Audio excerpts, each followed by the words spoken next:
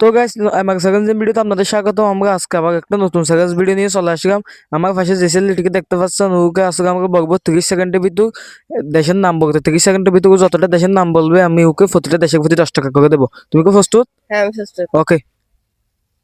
Brazil, 1, Bangladesh, 2, South Africa, 3, India, 4, Japan, 5, France, 6, Morocco, 7, Pakistan, 8,